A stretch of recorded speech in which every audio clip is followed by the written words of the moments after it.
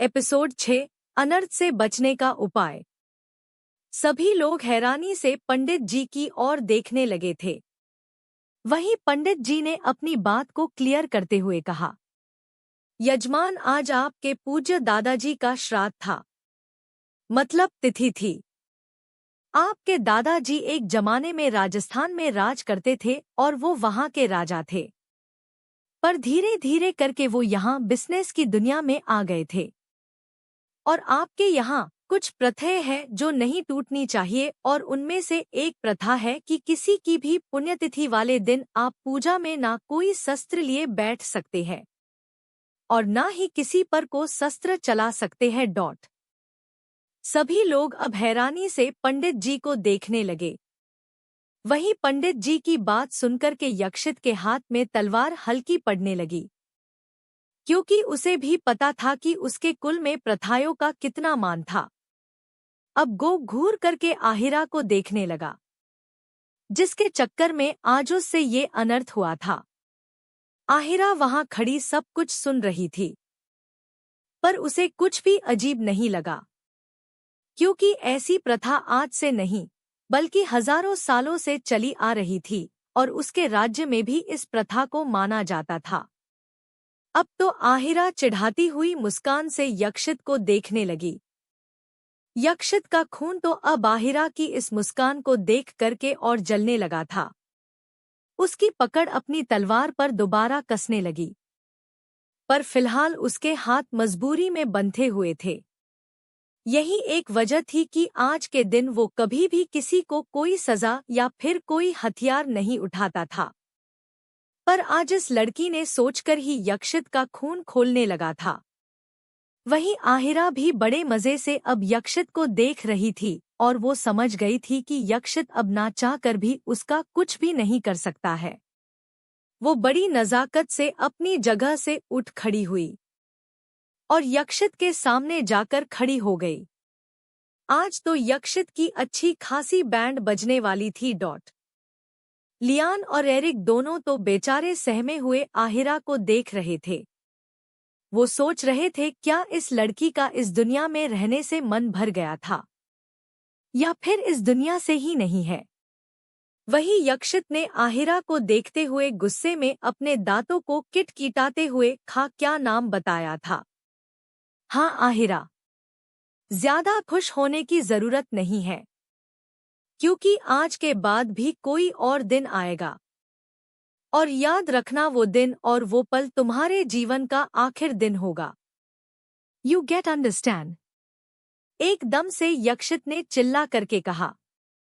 वहीं एक पल को तो आहिरा भी यक्षित की इतनी डरावनी आवाज सुन करके चौंक गई, पर दूसरे ही पल उसने अपने आप को संभाल लिया, क्योंकि आदि लैंग्वेज तो उसे समझ ही नहीं आई। उसे तो सिर्फ शुद्ध हिंदी ही आती थी और यक्षित की धमकी तो उसके कानों तक गई ही नहीं थी। उसके लिए वो एकदम खोखली बात थी। भाई राजकुमारी आहिरा का कोई क्या ही कर सकता था। वो यक्षित के पास गई और उसके चारों ओर चक्कर लागने लगी, और फिर इतराते हुए उसने अपनी चुन्नी को अपने हाथों पर एक बार और सेट किया और बोली, हाँ तो दुष्ट मनुष्य, आपने अब आपके दादाजी के श्राद्ध को ध्वस्त कर दिया है। उसका मोल अब खत्म हो चुका है। अब आपके दादा श्री की आत्मा को शांति नहीं मिलेगी और वो यही आत्मा रूप में इस घर में वास करेंगे। बहुत बड़ा अनर्थ हो गया, बहुत बड़ा। वही यक्षित आहिरा को गुस्से में घूरने के अलावा और कुछ कर भी नहीं सकता था। उसे ही पता था कि उसके हाथ कितना स्ट्रगल कर रहे थे कि वो सामने आहिरा के सर को अपनी तलवार से ना काटे, क्योंकि आज पहली बार कोई भी उस पर हंस रहा था, और वो भी एक लड़की जिससे उसे बेइंतहा नफरत थी।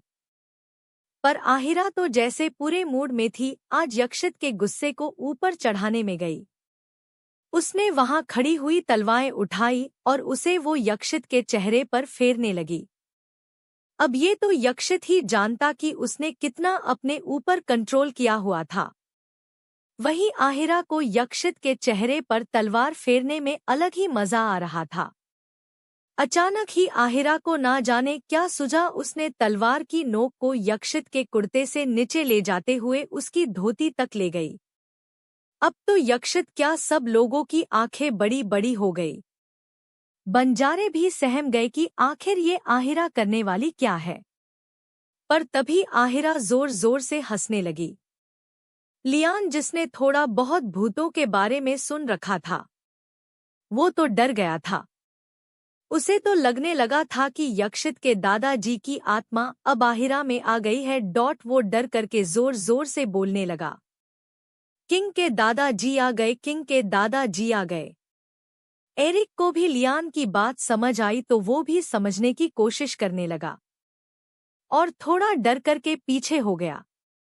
वहीं यक्षित तो बस अपने उन दो नमूनों को देख रहा था, जिसकी बेवकूफी को देखकर आज उसे सच में लग रहा था कि उन दोनों को वो वही जिंदा आग लगा दे। मतलब ये दोनों हट्टे कट्टे आदमी एक नाजुक सी लड़की की हरकत से डर रहे थे और ऊपर से ऐसी अंधविश्वास वाली बातें। यक्षित ने जब उन दोनों को घूरा तो वो दोनों तब जाकर थोड़ा सा शांत हुए और अपने डर को कम दिखाया।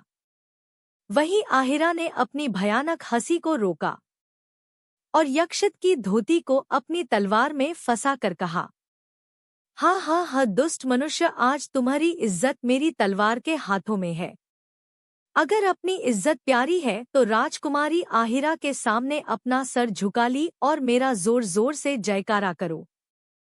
राजकुमारी आहिरा की जय, राजकुमारी आहिरा की जय। अब तो आहिरा की हरकत ने सबको सोचने पर मजबूर कर दिया था कि क्या आहिरा को सच में अपनी जिंदगी से प्यार नहीं रहा था। मतलब आज उसने सीधे किंग की इज्जत पर हाथ डाल दिया, और वो भी भरी सभा में।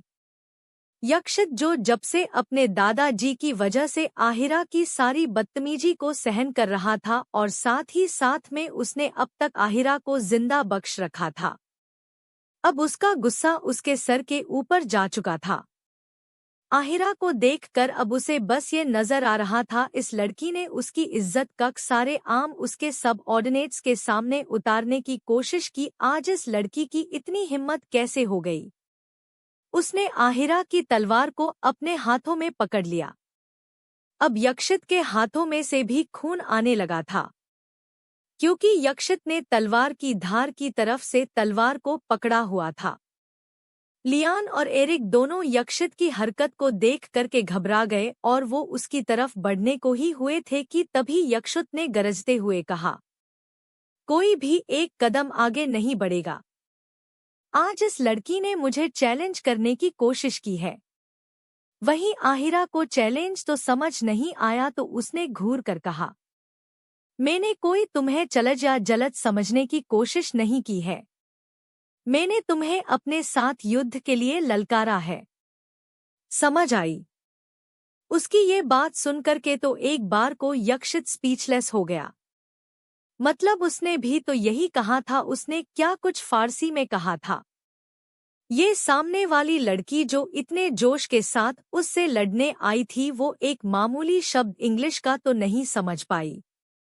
वहीं आहिरा तो उसे ऐसे देख रही थी जैसे कह रही ही कि दुष्ट मानुष, आप में दिमाग में बैठा लो ये बात कि मैंने मतलब आहिरा राजकुमारी ने तुम्हें युद्ध के लिए ललकारा है। पर यहाँ यक्षित ने हाथों में से खून की धारा बहे ही जा रही थी। पंडित जी भी उन दोनों की सारी हरकतों को देख रहे थे और वो नहीं चाहते थे कि अब फिर से की और अनर्थ हो। इसीलिए उसने अपनी जान का रिस्क लेकर यक्षित के पास आकर कहा, यजमान आप इनसे मत लड़िए, अब बस इनका ही सहारा रहेगा कि आज जो अनर्थ हुआ है वो अनर्थ होने से बच जाए और आपके दादाजी की आत्मा को भी शांति मिल सके, नहीं तो सब कुछ बिखर जाएगा। वहीं अब यक्षित और यहाँ तक कि आहिरा भी ये सुनकर के हैरान हो गई कि उसने कारण जो अभी अभी यक्षित के कुल में अनर्थ हुआ था वो सही हो सकता था। फिर अचानक ही उसे कुछ याद आया, जिसे सोचकर ही अब तक आहिरा जो बहादुर बन रही थी वो घबरा गई। अब उसकी सारी बहादुरी निकल चुकी थी। आहिरा तो बस अब ये सोच रही थी कि यहाँ से दबे पाँव कैसे निकले, जिससे पहले ये पंडित जी वो उपाय बताए। एपिसोड 7, युवान जी का प्लान। आहिरा के फेस के एक्सप्रेशन इस समय इतने खराब थे कि ना चाहते हुए भी यक्षित की नज़र आहिरा पर पड़ गई। और अब वो भी ये सोचने लगा ऐसी कौन सी बात होंगी जिसकी वजह से ये लड़की जो अभी तक इतनी बहादुर बन रही थी वो अब भीगी बिल्ली बन गई है। अब तो उसे और भी ज्यादा क्यूरोसिटी थी जानने की आखिर क्या उपाय होगा। पंडित जी ने जब सबकी सवालिया नजरों को अपनी तरफ देखा तो उन्होंने पहले एक गहरी सांस ली, क्योंकि उन्हें पता था कि अभी जो लोग इतनी शांति से उसकी जो बात सुन रहे हैं वही लोग थोड़ी देर बाद शायद उसका धत्लय-आम कर दे। पंडित जी ने आहिरा के डरे सहमे एक्सप्रेशन को देखा और फिर बोले, जैसा कि आज आपसे यजमान किसी का रक्त बहा देने की वजह से आपके दादाजी की पुण्यतिथि वाले दिन अपस्गुन हुआ है, जिससे आज जो पूजा आपके दादाजी की आत्मा की शांति के लिए की गई थी अब उसका कोई लाभ भी नहीं रहेगा, और दूसरा आपके कुल की भी मर्यादा भंग हो गई है। अब तक पंडित को अपनी पूरी बात ना करते हुए देख यक्षित चिढ़ गया और वो पंडित जी को घूर करके देखने लगा, जैसे कहना क्या चाहते हो और जो कहना है जल्दी जल्दी कहो ना। पंडित जी भी यक्षित के डर के मारे अब एक रटे हुए तोते की तरह बोल पड़े। आज के दिन के अपस्गुन के असर को कम करने के लिए आपके कुल में एक दूसरा इससे भी ज्यादा सगुन का कोई काम होना चाहिए। इतना सुनते ही यक्षित की आंखें चमक गई कि वो अपने दादाजी के श्राद्ध वाले दिन को खंडित होने से बचा सकता है, और उसने मन ही मन ठान लिया था कि अगर उसे आहिरा की बलि भी देनी पड़ी तो वो जल्द से जल्द इसे कर देगा और आज अपस्गुन होने से बचा लेगा। पर उसे क्या पता था कि बलि तो आज उसकी चढ़ने वाली है। यक्षित ने थोड़ा उत्साह भरे लहजे में पूछा, जल्दी बताइए ऐसा क्या है जिससे आज के दिन कोई सगुन का काम हो सकता है। आप बता दीजिए, ये यक्षित सूर्यवंशी सब कुछ करेगा। बोलते हुए उसने रोब से आहिरा की तरफ देखा था जो अब तक बंजारे के बीच चली गई थी, और वो बस अपने चेहरे को छिपाने की कोशिश कर रही थी, और उसने अपनी आंखें बंद कर ली थी। जैसे अब उसे कोई भी नहीं दिख रहा है, वैसे कोई उसे भी नहीं देख पा रहा हो। तभी सबके कानों में पंडित जी की आवाज आई, किसी भी सगुन के काम के बस दो तरीके हो सकते हैं। पहला कि घर में कोई पुत्र का जन्म हो, वैसे अब तो पुत्री के जन्म में भी कोई दिक्कत की बात नहीं है। पंडित जी अपनी बात पूरी कर पाते उससे पहले ही लियान हंसते हुए बोला, क्यों मजाक कर रहे हो पंडित जी, बॉस का बच्चा, वो भी आज के दिन, जो कभी हो ही नहीं सकता, उसका मजाक क्यों बना रहे हो, कहकर लियान अपने में ही हंसने लगा। वही सभी लोगों को लियान की इस बात पर हंसी आने लगी कि यक्षित के कभी बच्चा नहीं हो सकता। आखिर उसके कहने का क्या मतलब था कि यक्षित कभी पिता बनने लायक नहीं है। इनडायरेक्टली उसने यक्षित की मर्दानगी पर सवाल उठा दिया था। यक्षित घूर करके लियान को देख रहा था। वो समझ रहा था कि आज सभी लोगों के पर निकल आए हैं, क्योंकि आज वो किसी के ऊपर अपना शस्त्र नहीं उठा सकता, तो सबने उसे फॉर ग्रांटेड ले लिया है। सभी की बातों को सुनकर पंडित जी ने कहा, हाँ वहीं पर यजमान के लिए पहला वाला उपाय उचित नहीं है, क्योंकि वो बच्चा नहीं कर सकते। उनके इतना कहते ही पंडित जी को अपने ऊपर किसी की पेनी नजर महसूस हुई, तो उन्हें अंदाजा हुआ कि उन्होंने क्या बोला अभी।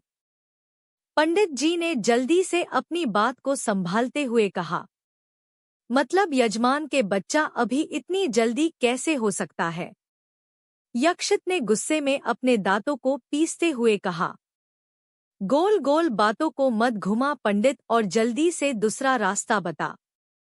पंडित जी ने जल्दी से फिर घबरा करके कहा, दूसरा रास्ता ये है कि आज आपके कुल में किसी लड़के का विवाह हो जाए।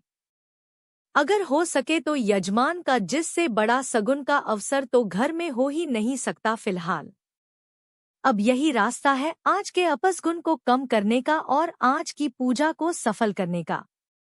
वही जैसे ही सभी लोगों ने ये सुना कि अगर आज यक्षित की शादी हो जाएगी तो ये बला टल सकती है, तो एक बार को फिर से एरिक और लियान का जोर जोर से हंसने का मन हुआ, क्योंकि एक बार को किसी गधे से तो फिर भी कोई लड़की शादी कर लेगी, पर यक्षित से तो बिल्कुल नहीं।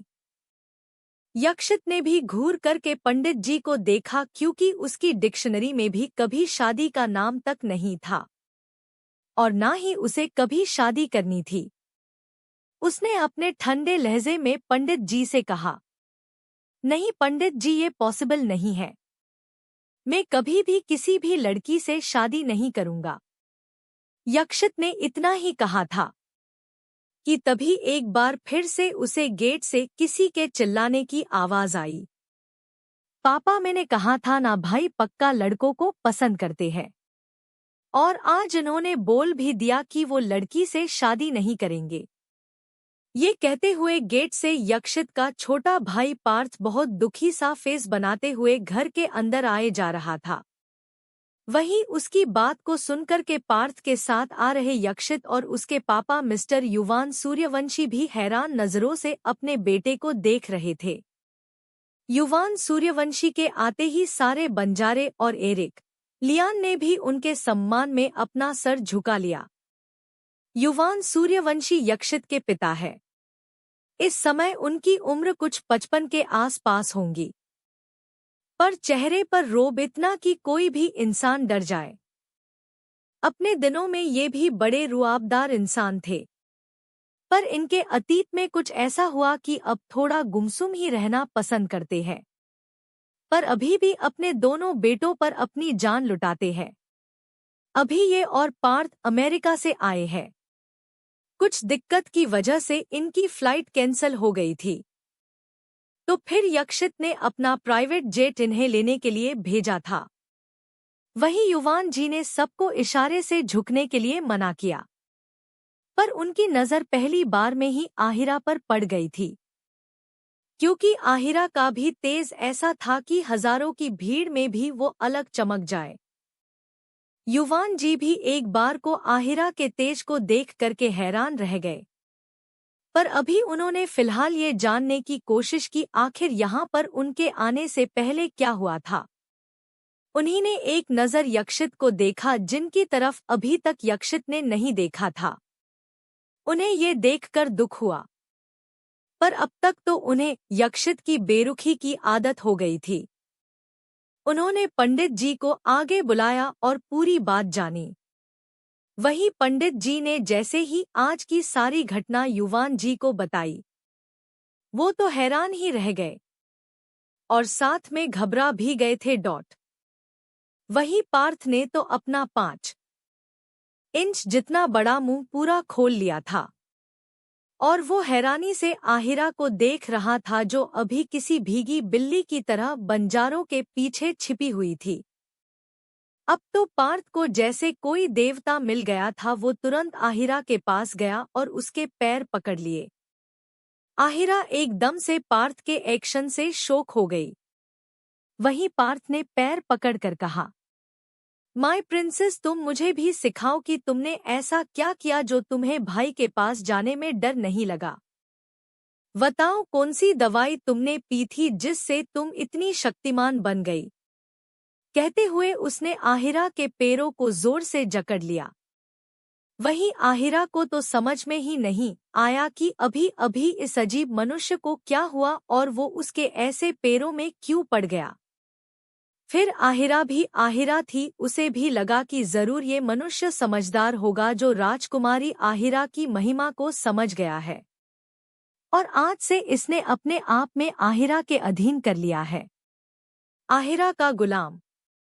वहीं यक्षित को पार्थ पर बहुत तेज गुस्सा आ रही थी, क्योंकि वो उसका भाई था और आज वो किसी लड़की के पैरों में जा गिरा था, जो यक्षित को बिल्कुल भी गवारा नहीं था। उसने जोर से चिल्ला करके कहा, Parth, don't do anything rubbish, otherwise I will make sure that you never will be wake up on the bed. Partha ने जब गुस्से से भरी अपने भाई की आवाज को सुना तो उसका शरीर फिर से कांप गया और अब वो दया भरी नजरों से आहिरा को देख रहा था कि वो कैसे भी करके उसे बचा ले। वहीं आहिरा ने जब पार्थ का मासूम सा चेहरा देखा, वैसे तो पार्थ अच्छा खासा 26 साल का लड़का था, पर वो चेहरे अपने इतने मासूम बनाता था कि कभी कभी तो कोई बड़ा भी उसे बच्चा समझ के लॉलीपॉप पकड़ा जाए। और यहाँ तो आहिरा ने अब मन ही मन पार्थ को अपने अधीन कर लिया था। उसने पार्थ को उठाया और गुस्से में यक्षित को देखा।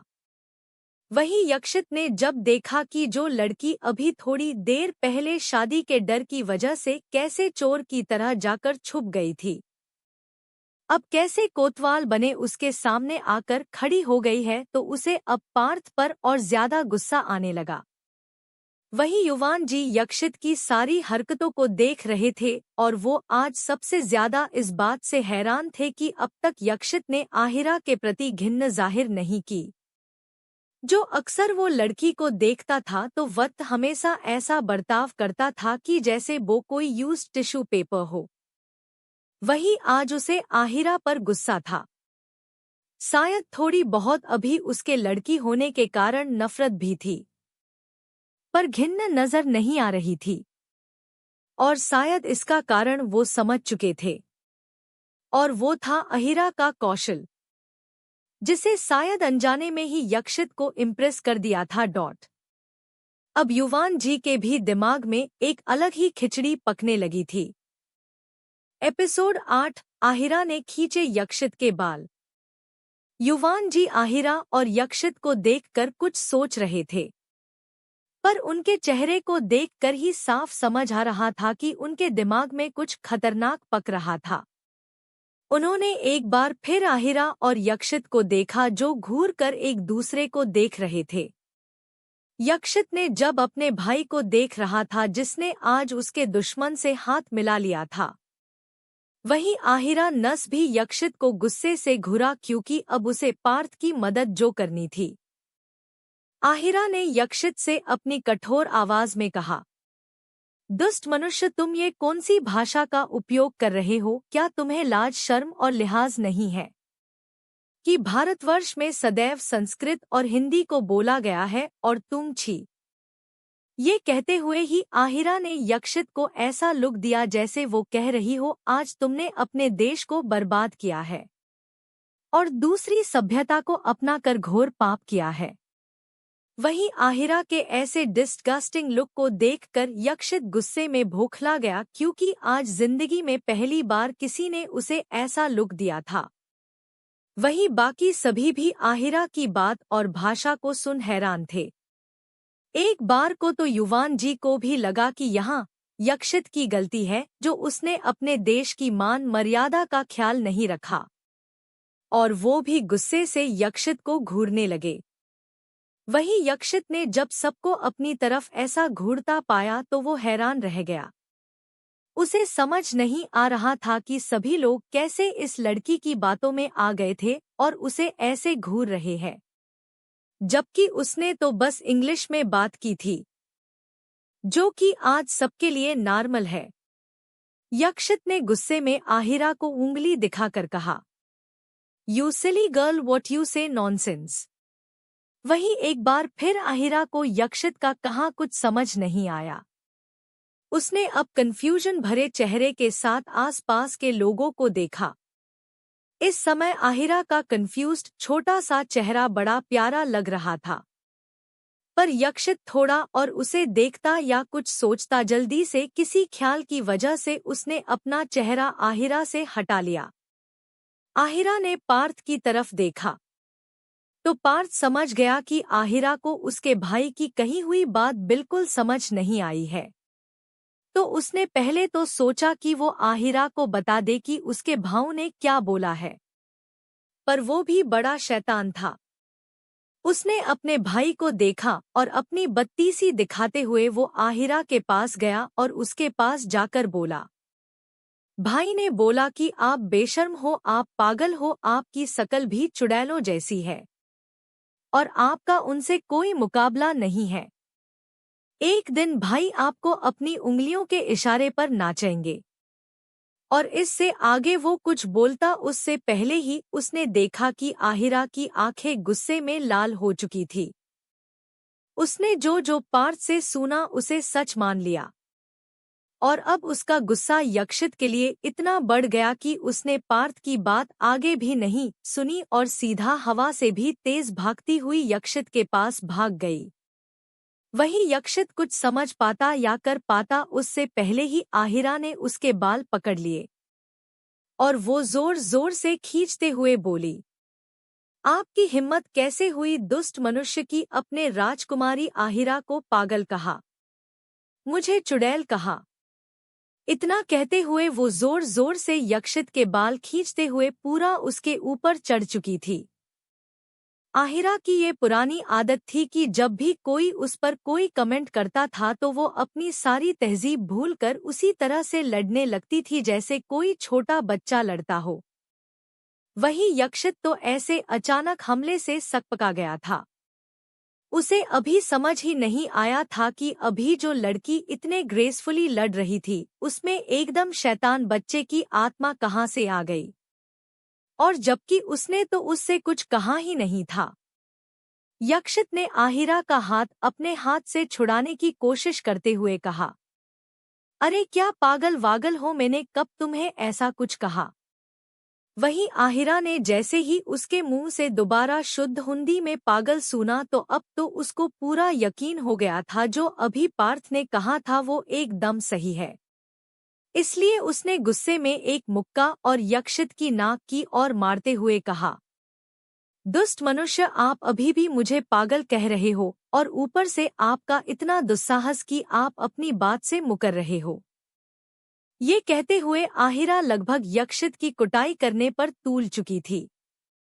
वही यक्षित ने आज तक बड़े बड़े माफियों से लड़ाई की थी और उन्हें चुटकियों में हराया भी था, पर आज तक उसने कभी किसी ऐसी लड़की या कहो बच्चों वाली फाइट नहीं लड़ी थी जिसमें कोई किसी के बालों की खींचातानी करे।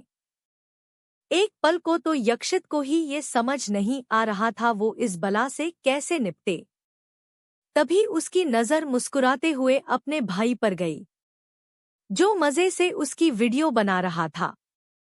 वो समझ गया कहाँ से शुरू हुआ था ये कांड, ये काम उसके ही घर के विभीषण का है। तभी पार्थ को अपने ऊपर किसी की ठंडी और क्रूर नज़र फील हुई। उसने धीरे से अपनी आंखें उचका कर देखा तो उसका जल्लाद भाई उसे अपनी धातिल और डरावनी नज़रों से घूर रहा था। पार्थ तो यक्षित को देखकर इतना डर गया कि उसका फोन ही डर के मारे उससे झूठ गया। वही आहिरा तो अपने पूरे गुस्से में थी। वो कुछ आधी यक्षित पर लटकी हुई ही उससे कहने लगी, तुमने मुझे चुड़ैल कहा। आपको हम आपकी किस आंख से चुड़ैल नजर आ रहे हैं। वही अब यक्षित भी थोड़ा संभाल चुका था अपने आप को। उसने आहिरा के हाथों को पकड़कर कहा, मेरी दोनों आंखों से तुम चुड़ैल दिख रही हो। इतना कहते हुए ही उसने आहिरा के दोनों हाथों को अपने बालों से छुड़ा लिया और उसे अपने आगे खड़े कर उसे घूर कर देखने लगा। और फिर उसने आहिरा के गुस्से में और आग नमक छिड़क कर बोला, मुझे क्या यहाँ हर एक इंसान को तुम चुड़ैल ही नजर आ रही हो, और ये चुड़ैलों जैसी शकल और उस पर भी राक्षसों जैसी हरकतों को लेकर घूमोगी तो कोई भी तुम्हें नॉर्मल इंसान नहीं समझेगा। समझ आई? यक्षित ने लास्ट लाइन को थोड़ा व्यंग में कहा था। वहीं आहिरा, क्या हर लड़की अपने आप को कभी चुड़ैल ना सुन सके? और ऊपर से तो आहिरा तो खुद इतनी खूबसूरत थी कि उसके पूरे राज्य में सुंदरता का एग्जाम्पल उसे दिया जाता था। वो कहाँ से यक्षित के इतने कड़वे शब्दों को सुन लेती। उसकी नाक मुंह सब गुस्से से लाल हो चुका था। उसका मन बस इतना था कि उसे यक्षित से सिर्फ और सिर्फ बदला लेना हक। कैसे उसने उसे चुड़ैल कहा। वही यक्षित और आहिरा को इस बात का बिल्कुल भी होश नहीं था कि पूरे घर में जितने भी लोग थे वो सभी हैरानी से यक्षित और अहिरा को देख रहे थे। धांस कर यक्षित कोड़ोट, क्योंकि आज पहली बार सभी लोगों ने यक्षित को किसी से इस तरह बात करते हुए सुना था। या तो आज से यक्षित ने अपने सेंटेंस को सिर्फ और सिर्फ कुछ वर्ड्स में खत्म कर दिया होता, या फिर सीधे उसकी बंदूक उसका काम करती थी। एरिक और लियान दोनों ने एक दूसरे को देखा, क्योंकि वो आंखों ही आंखों में ये पूछ रहे थे कि क्या ये हमारा ही बॉस है जो आज एक लड़की को कॉम्प्लीमेंट दे रहा है, चाहे भले वो भी उसकी स्टाइल में ही हो, चाहे उसने चुड़ैल कहा हो। पर यक्षित ने ऐसे किसी का मजाक उड़ाने वाली बचकानी हरकत कभी नहीं की थी। अब तो यक्षित का ऐसा 2.0 वर्जन देख कर के युवान जी ने, जो अभी तक अपनी खिचड़ी पकाई थी, उसे लेकर श्योर हो चुके थे कि अब उन्हें क्या करना है। वही पंडित जी उस अजीब घर को देख रहा था, जहां कुछ भी कहीं भी कैसे भी चल रहा था। मतलब सभी लोग जिस काम के लिए इकट्ठा हुए थे उससे तो शायद किसी को मतलब ही नहीं था। तभी उसकी नजर युवान जी से मिली, जिन्होंने उन्हें कुछ इशारा किया। पंडित जी उनका इशारा अच्छे से समझ गए थे। अब उन्होंने डरते डरते पहले यक्षित और आहिरा को देखा, जो अभी भी एक दूसरे को मार डालने के इरादे से घूर रहे थे। फिर उन्होंने अपना गला खराशा। पर ये क्या, अभी तक किसी का भी ध्यान उन पर नहीं गया था, क्योंकि सब तो यक्षित, आहिरा की फिल्म को देखने में व्यस्त थे। पहले तो पंडित जी भी थोड़े अवकवर्ड हो गए, पर अब उन्होंने जोर से अपना गला खराशा। उह उह। अब एकदम सभी लोगों की नजर उन पर चली गई, जैसे कहना चाह रहे हो, क्या अभी खसना जरूरी थी? देखा नहीं सामने कितनी इम्पोर्टेंट फिल्म चल रही थी। वही पंडित जी भी सबकी घूरती नजरों से सकपका गए और उन्होंने बोला, बात करना जरूरी है। अगर 3 घंटों में यजमान ने शादी नहीं की तो आपके पूरे वंश में ये एक अपसगुन लग जाएगा। यक्षित उनकी बात सुनकर उन्हें गुस्से से घूरने लगा। एपिसोड 9। युवान जी ने किया यक्षित को ब्लैकमेल। अब पंडित जी ने तो बोल दिया था कि शादी 3 घंटों में ही होनी चाहिए, पर यक्षित के लिए तो ये बिल्कुल इस तरह से था जैसे मानो किसी ने उसे मौत की सजा सुनाई हो, क्योंकि शादी का ऐसा ख्याल था जो उसके जहन में कभी नहीं आया था, और आज उसे ऐसे अचानक शादी करने के लिए बोला जा रहा था। वही यक्षित के चेहरे के भाव को देखकर पार्थ आगे आया और उसने आहिरा का हाथ पकड़कर पंडित जी के सामने ले जाते हुए कहा, पंडित जी, मैंने अपनी भाभी को ढूंढ लिया है।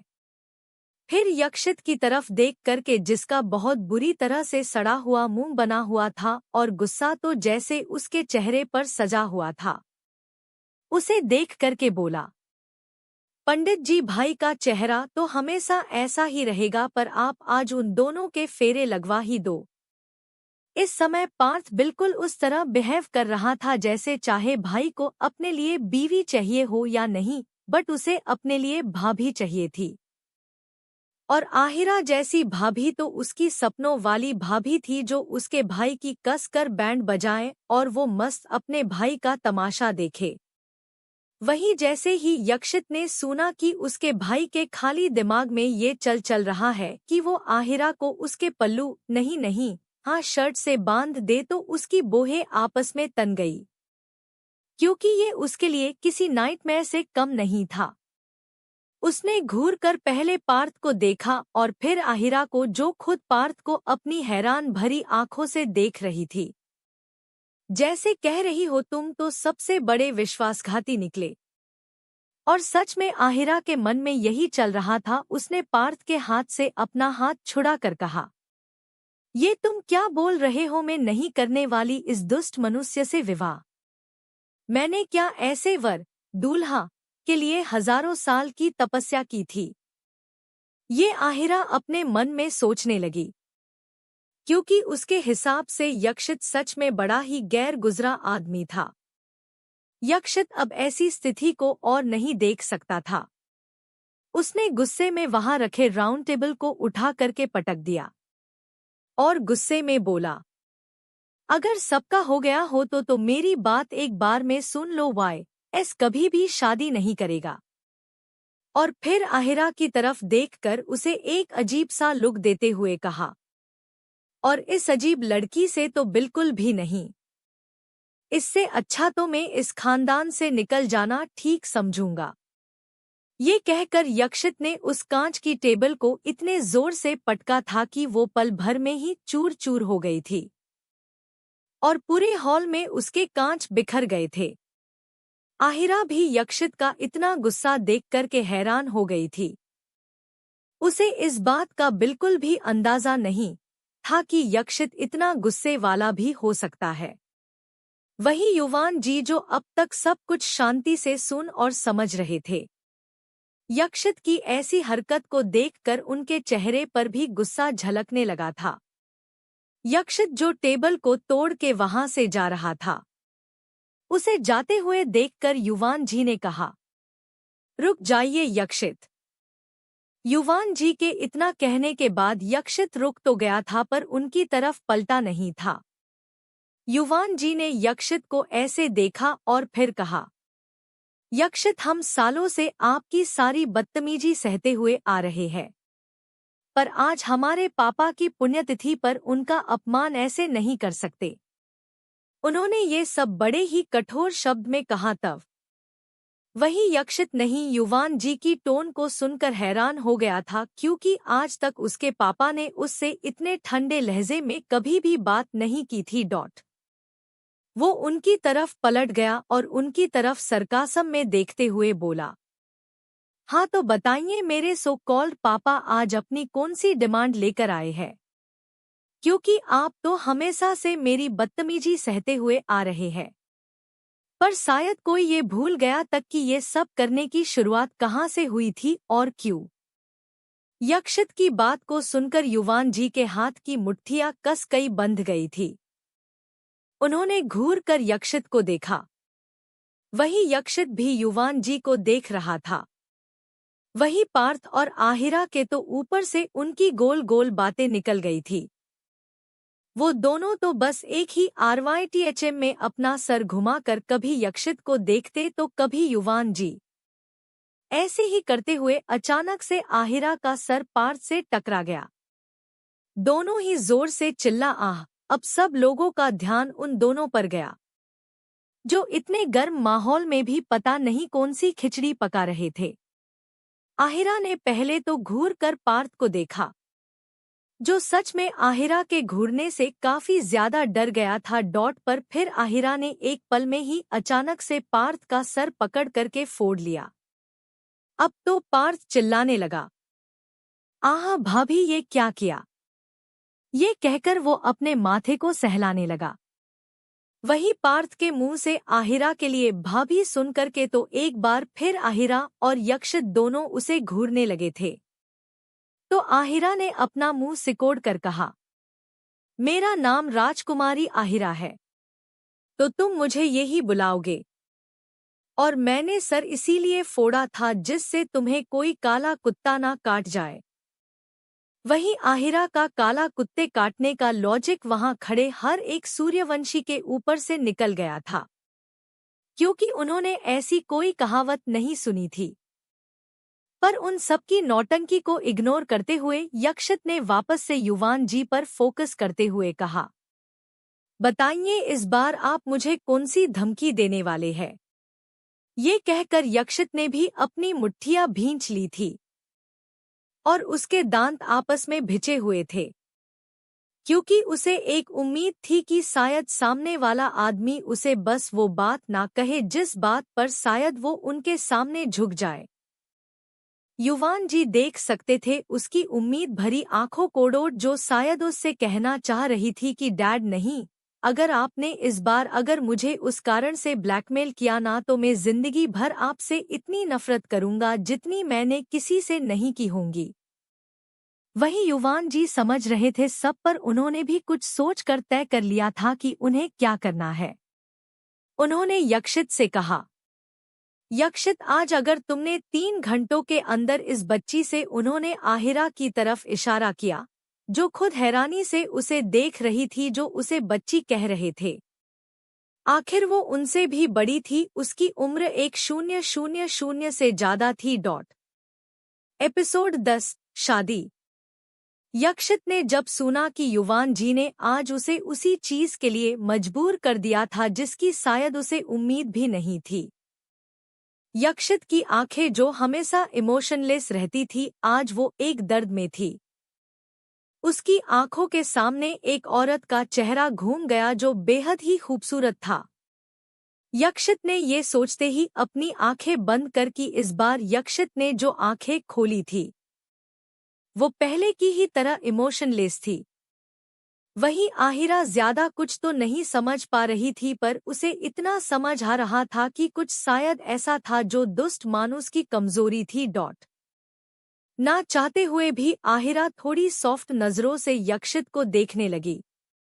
आखिर वैसे भी वो राजकुमारी थी, तो उसका स्वभाव काफी नर्म और दयावान था। पर बात जब दुश्मनों की आती थी तो उसका एक अलग ही रूप नजर आता था। वहीं आहिरा फिलहाल सिमैप्ति भरी नजरों से यक्षित को देख तो रही थी, पर अभी उसे नहीं पता था कि साथ में उसकी भी लंका लगने वाली है। यक्षित ने अब युवान जी को देखा, अब भी उन्हें ऐसे देख रहा था जैसे वो कोई अजनबी हो। फिर वो आहिरा के पास गया और उसका हाथ पकड़कर कहा, मैं इस लड़की से शादी करने को तैयार हूँ। वहीं जैसे ही आहिरा ने ये सुना तो उसकी आंखें खुली की खुली रह गई, क्योंकि उसने घूर कर यक्षित को देखा और उसके हाथों से अपना हाथ झुंडाने की कोशिश करने लगी। पर फिलहाल उसकी सारी कोशिशें बेकार थी। यक्षित की पकड़ उस पर बिल्कुल भी ढिली नहीं हुई। आहिरा ने चिल्लाकर कहा, पहली बात तो हम कोई लड़की नहीं है। सभी ने उसे घूर कर देखा। तब आहिरा को अंदाजा हुआ कि उसने क्या बोला। फिर उसने बोला, मेरा नाम राजकुमारी आहिरा है, और दूसरा, हमारी शादी ऐसे ही नहीं हो जाएगी। कोई भी मुंह उठाकर आएगा और कहेगा कि हमें राजकुमारी से शादी करनी है, और राजकुमारी कहेगी, वाह है, आपने कितना अच्छा फैसला लिया। राजकुमारी धुश हुई। और वो वरमाला लेकर आएगी और आपको बोलेगी, आज से आप मेरे पति परमेश्वर हुए।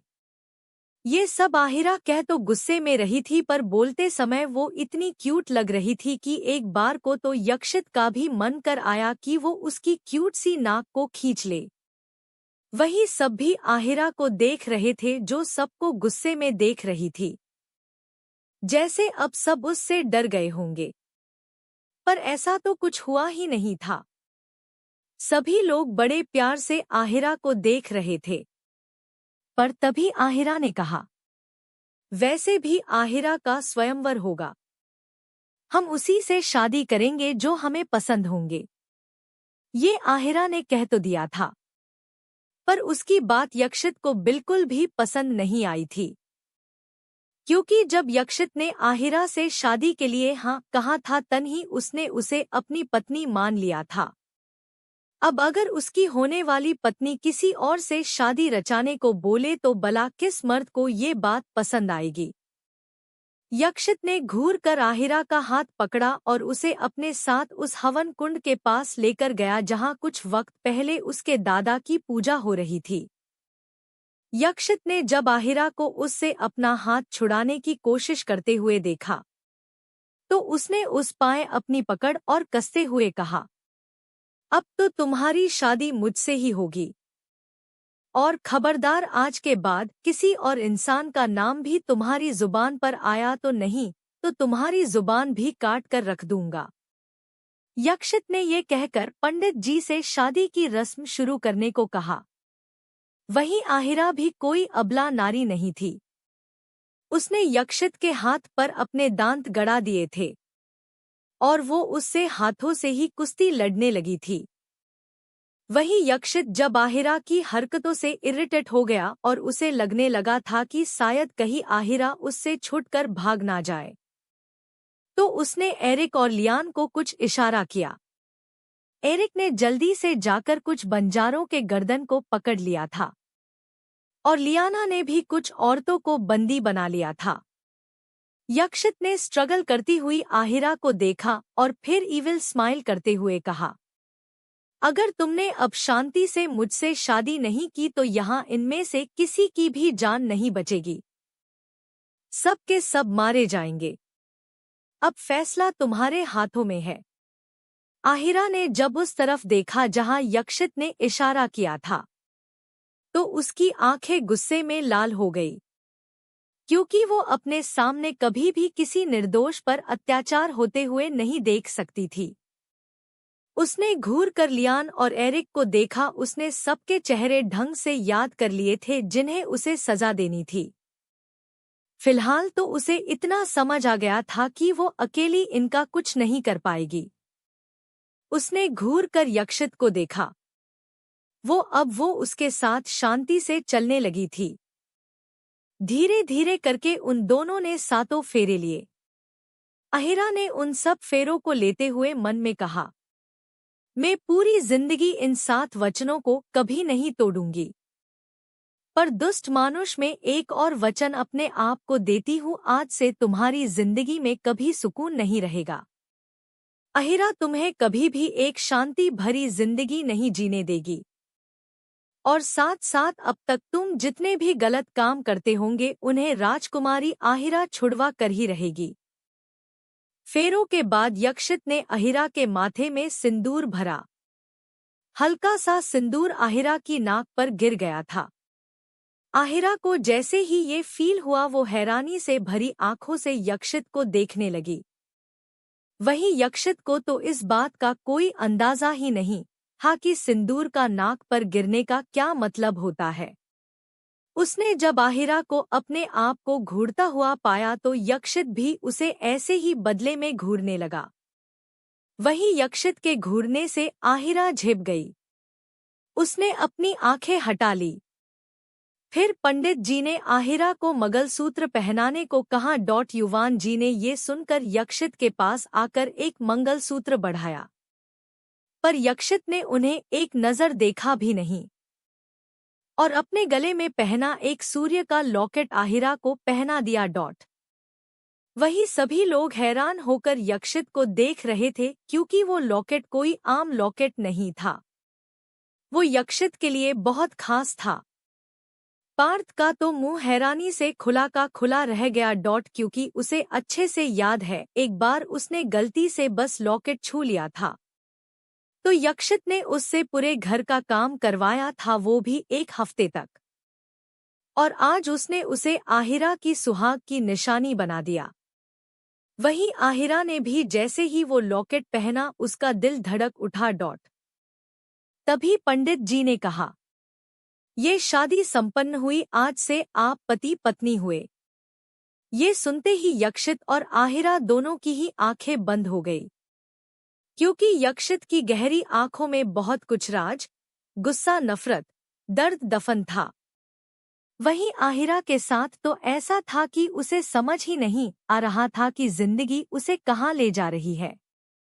पर जो सबसे ज्यादा खुश था वो था पार्थ। पार्थ जल्दी से भागते हुए आया और उसने यक्षित और आहिरा को गले लगाकर कहा, कांग्रेट्स भाई एंड भाभी। वहीं जैसे ही पार्थ ने आहिरा को गले लगाने के लिए छुआ था, यक्षित की आंखें कोल्ड हो गई। उसने तुरंत आहिरा को अपने बगल में खींच लिया, जिससे पार्थ आहिरा को छू भी ना पाए। पार्थ ने अपने जलकुकड़े भाई को देखा, जो अभी 1 घंटे पहले तक जिस इंसान से दिल और जहां से नफरत करता था, वो इस समय कैसे ओवर पॉजेसिव हस्बैंड की तरह बिहेव कर रहा था। पर अभी आज के लिए उसने जाने दिया और आहिरा को देखकर ही बोला, भाभी आपको बहुत बहुत कॉन्ग्रेचुलेशन, आज से आप मिसेस सूर्यवंशी जो बन गई। वहीं आहिरा ये कहने को थी कि इसमें बधाई क्या, सूर्यवंशी तो वो पहले से ही थी। पर जैसे ही उसका ध्यान इस बात पर गया कि वो अब सूर्यवंशी बनी है तो वो हैरान रह गई। उसने जल्दी से यक्षित के दादा की तस्वीर की तरफ देखा, जहां नीचे लिखा था, स्वर्गवासी पृथ्वी सूर्यवंशी। ये देखते ही तो आहिरा की आंखें बड़ी बड़ी हो गई और वो धम्मम से वही जमीन पर अपना सर पकड़कर बैठ गई। आज उससे ये क्या अनर्थ हो गया। उसने अपने ही भाई से शादी कर ली।